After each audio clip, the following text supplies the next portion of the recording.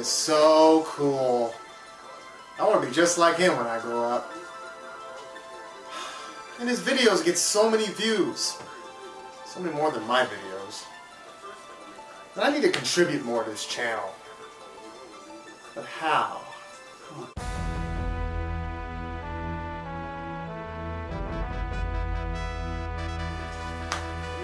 That's a great idea, lady!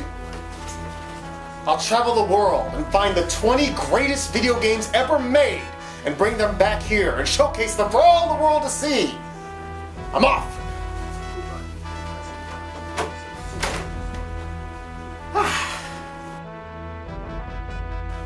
Well, wish me luck.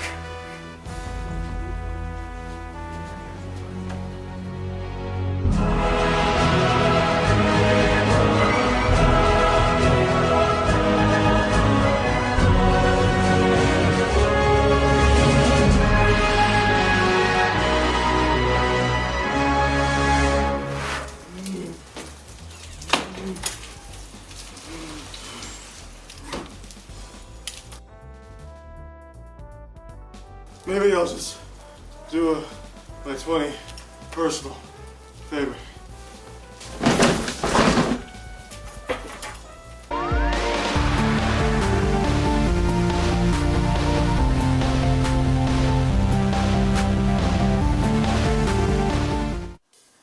Every video gamer has their own story to tell, and this is my story.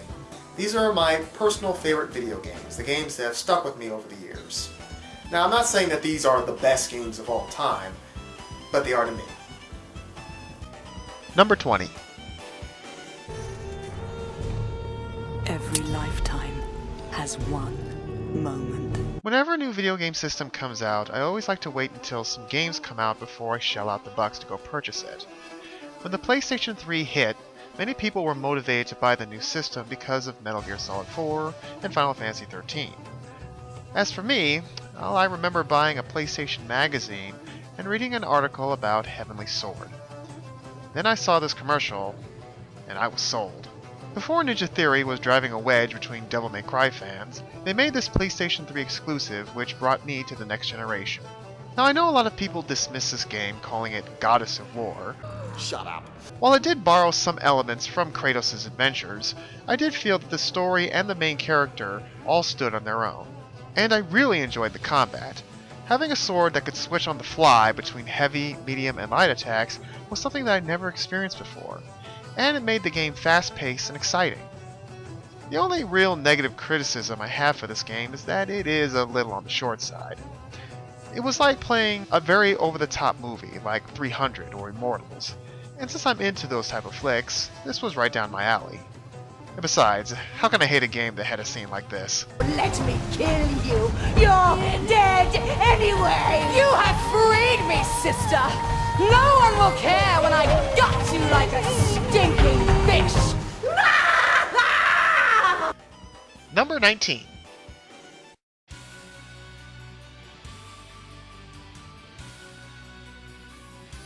It seems like every franchise out there has to have its own fighting game to complement it. And for the Castlevania series, it seemed like an easy thing to accomplish. With the franchise spanning over 2 decades, there was plenty of characters for them to select. Castlevania Judgment did just that. Now, I'll be the first to admit that this is not really what you would call a great fighting game. Some characters are way stronger than others, and therefore the game is quite broken. That is the power men feared. But I just had so much fun with this game. As a big anime fan, it was a real treat to see these classic characters redrawn by the same guy who did Death Note. And they look great. Mostly. And this fighter I felt was a good fit on the Nintendo Wii. Swinging my Wii remote around like a whip really hooked me into the game. And it's one of those few fighting games I love to play with my cousin and have a good time with it. Basically because it's one of those few fighting games that I can play with my cousin in which I'm not always getting my ass kicked. Yeah. Anywho, Castlevania Judgment may not be a great game, but I still had a great time with it. Number 18.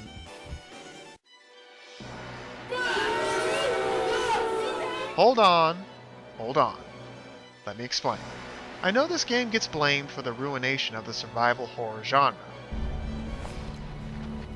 You okay? Yeah, sorry. But this game will always have a special place with me. A few years ago, my cousin Will just graduated from high school, and I decided to get him a present. Either a movie or a video game. Obvious choice is obvious, and we went to the local GameStop and I let him pick out a game, and he chose Resident Evil 5. We went back to my place and we embarked on a 13-hour journey, battling not zombies, Nina Williams, and hunting down who would turn out to be one of my favorite video game villains, Mr. Albert Wesker. Let's finish this. And oh yeah, we died a lot. But we would not be denied. It was here that I learned the importance of the headshot, working together as a team, and the general awesomeness that is Chris Redfield. There is not a lot of scares in this game. Barely at all. But for a straightforward action game, it accomplishes its goal. And in the hours of the early morning, out of ammo and armed with just a pair of knives, we took down the evil Wesker, giving me one of my personal favorite gaming moments.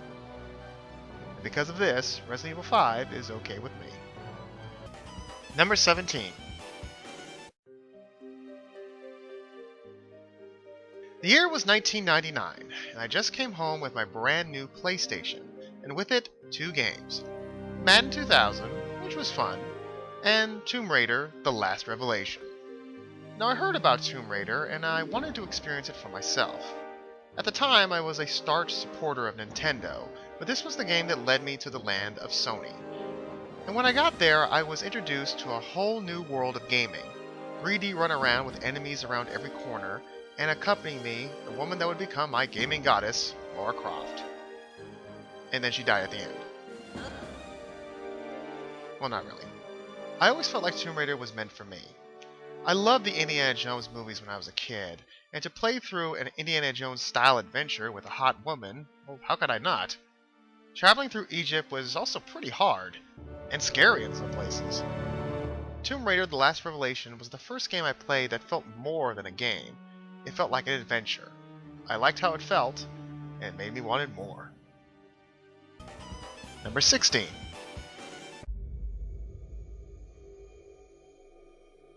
I have a confession to make. I was never really that much into Zelda. I knew of the series, and I respected it. But, I don't know, I just never got into it for some reason. Maybe if you replace Link with a hulking comic book anti-hero, then maybe... Yeah, that'll do. I admit I am very visual, and I like the big muscular badass characters, so that on the surface was enough to draw me to Darksiders. But upon playing it, I made a discovery that this game plays just like Zelda, with the gameplay, the weapons, and the puzzle solving. And what really surprised me was how much I enjoyed it. So, yeah, I guess I am into Zelda. Took another route to get there. I answer the call. Number 15. Kingdom Hearts 2 is not in my top 10? Hang that now! I got the rope right here! It is well documented that I'm not as big a fan of the Kingdom Hearts franchise as my cousin. But, come on, I mean, look at him. Who is? He goes outside dressed like that.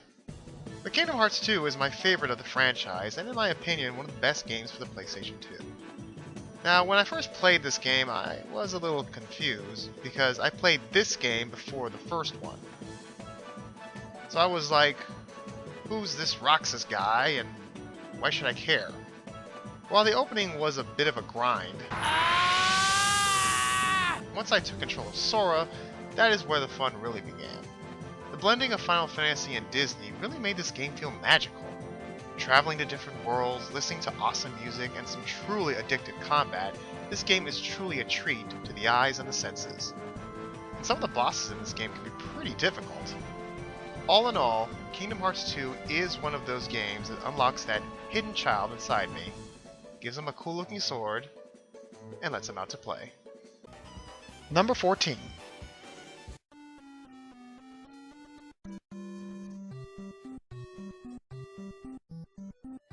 We all have to start somewhere. And even though Asteroids was technically the first video game I ever played, it was the original Super Mario Bros. That truly launched my video game career.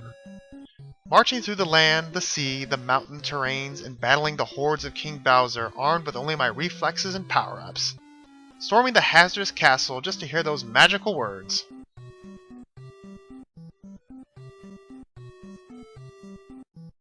But hey, that would only make me try harder. And in the end, my stick-to-itness was rewarded with a kiss from the princess. To me, Mario proves one thing. That some things, even if they are very simple, never truly go out of style. Number 13.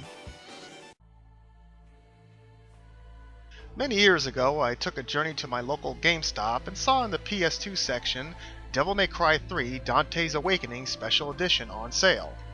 I jumped at the chance to purchase this item and was ready to challenge myself and show the whole world what I was made of. Then I found out they had Nintendo Wii's in stock. So I bought one. Because I was looking all over town for one. And I played the heck out of it. As for Dante's Awakening, it stayed in my closet, collecting dust, destined to be forgotten, covered in the sands of time.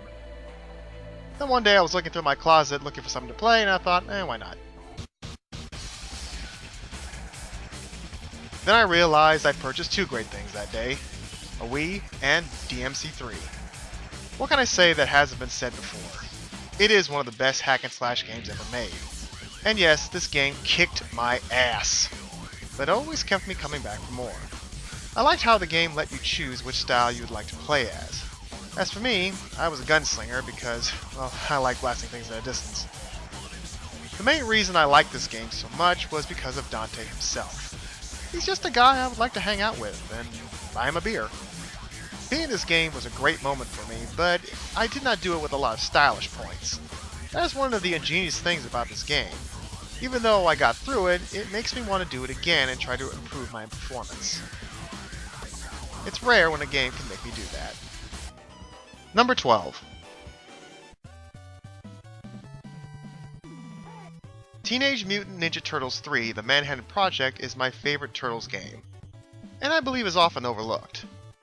Why doesn't this get an each-day remake? I totally think it deserves it.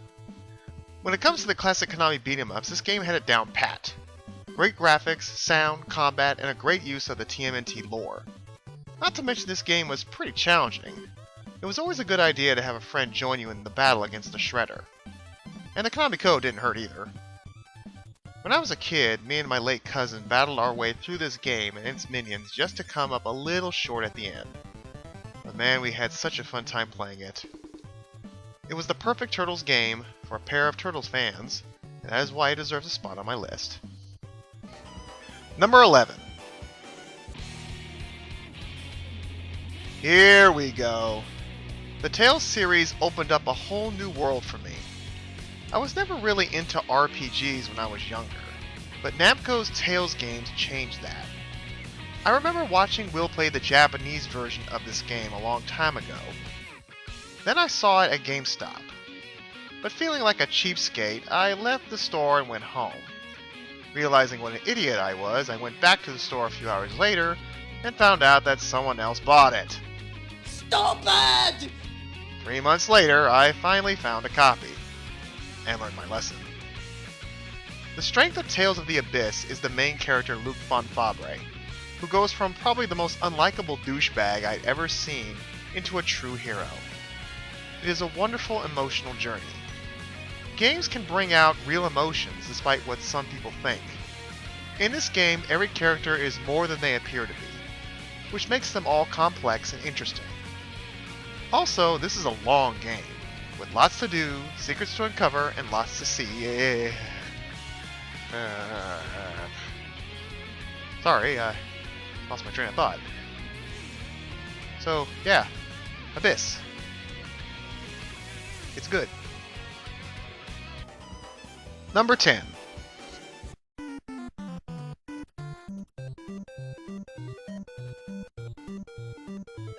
If this was Video Game Sins, once we hear the title Super Mario Bros. 2, we would get the sound. Okay, this wasn't the original Super Mario Bros. 2. This was yeah, we all know the story, but who cares? This game is awesome! This game plays, feels, looks almost entirely different from the first game. But that's okay, different isn't bad. Sometimes. The fact that I could play as 4 different characters, all with different abilities, really made this game pretty neat. Then I found out it was all just a dream.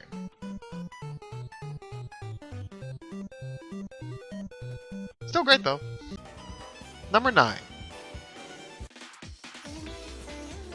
Bayonetta has had an interesting history. First, it was originally an Xbox 360 exclusive, then had a somewhat botched port to the PS3, and now the sequel is on the Wii U. Oh man, I can feel my wallet getting lighter. I'm a big hack and slash fan, and this is my favorite game from that genre, even if I was relegated to the PS3 version.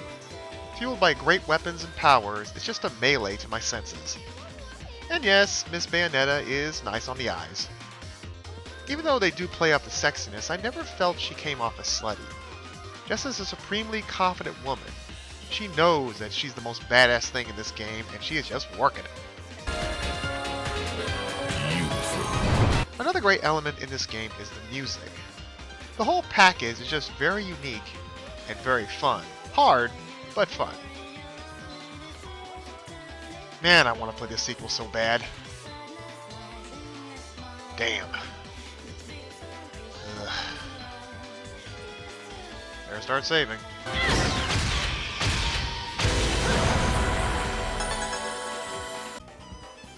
Number 8.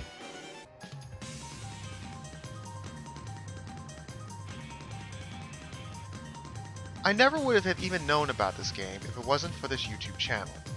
A suggestion from a loyal follower introduced me to Parasite Eve and Aya Bray. If you have noticed, I like female protagonists. I don't know why, I just like to play as them. Not because I want to protect them or something like that.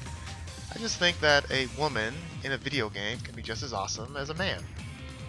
When I first played as Aya Bray, what drew me to her was that she came off as an everywoman. Just a regular New York cop who possesses a unique ability. She was so relatable, not just a pin-up doll, which is why the direction they took in the third birthday really bugged me. Really, her clothes get ripped off when she takes damage? Anyway, as for Parasite Eve, it was one of the most unique RPGs I ever played. Using real-time combat and different weapons was really nice, but what really made it fun was the Parasite Eve powers. Man, this game made me feel like I was raining some serious destruction on my enemies. Unfortunately for me, I'm having a harder time getting into the sequels, but the first one still holds a high spot on my list. Number 7.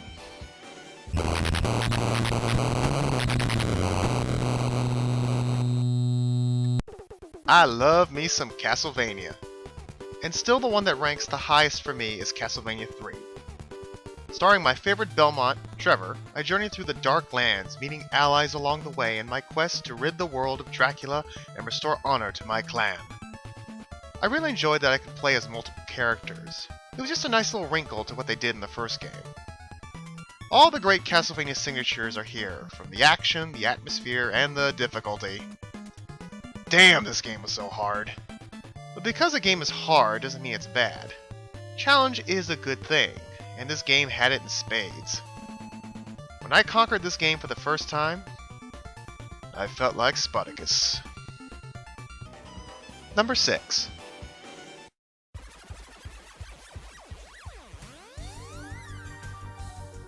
According to the Let's Play Wiki, we here at the Brotherhood of Gaming have a high emphasis on Mega Man.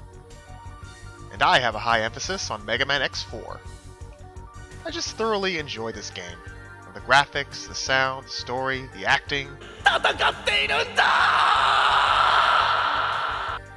and the two great heroes. Whether blasting as X or slashing as Zero, to me this is the best Mega Man has to offer. They just don't make games like this anymore. Thanks to you-know-who. Hopefully Mighty Number 9 will change that. In the meantime, I'll just enjoy me some X4. Number 5. Yep, each one of the original 3 Mario NES games are on my list. In my opinion, this is the best video game trilogy ever. The Star Wars, the godfather of video games. Just like the first 2, this one offers its own unique and fun experience.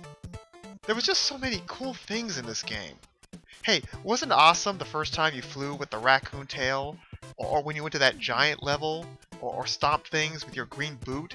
Or journeyed to hell to save the princess? God, this game was just a masterpiece. That's all I can say. My Nintendo was never happier than when I was playing Super Mario Bros. 3. Number 4.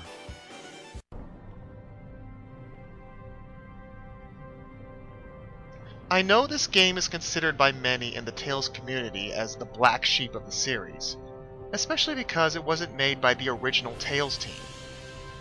Legendia was a throwback to previous Tales games.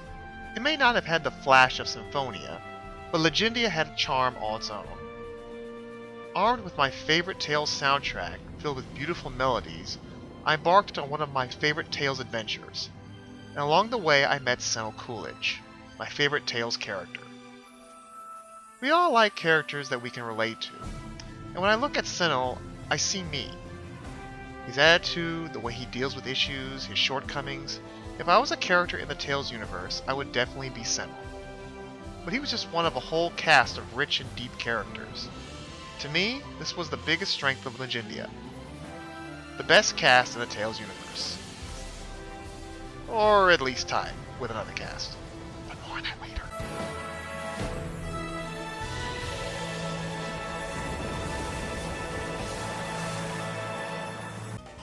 Number 3.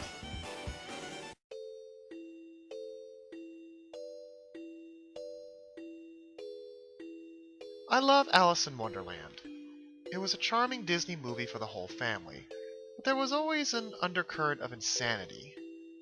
And that was brought out marvelously with American McGee's Alice. This was definitely my favorite computer game. And while the gameplay was nothing to write home about, what carried this game was the story, the mood, the music, and the character of Alice, who was one of the most tragic and sympathetic characters that I have ever played as. This whole game just came together in one perfect melancholy mesh. Of all the games I played, very few had the emotional impact on me than this dark tumble down the rabbit hole. Feels, man. The feels. Number 2.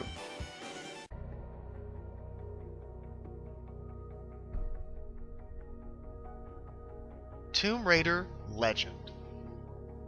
I know many will disagree with me, but in my little eyes, Legend is the perfect Tomb Raider game. Everything I want and love about Tomb Raider is in this game. A beautifully redesigned Lara, tight controls, fun environments, fun combat, fun dialogue, fun story, fun. Lara just feels like a real person. When she moves, she has weight to her. When she gets angry or sad, I feel it with her. This is the Tomb Raider game I revisit the most. It's the perfect length too. Not too long, not too short. Just perfect. For me anyway. And perfection is in the eye of the beholder. It's turned out quite nicely. Number 1.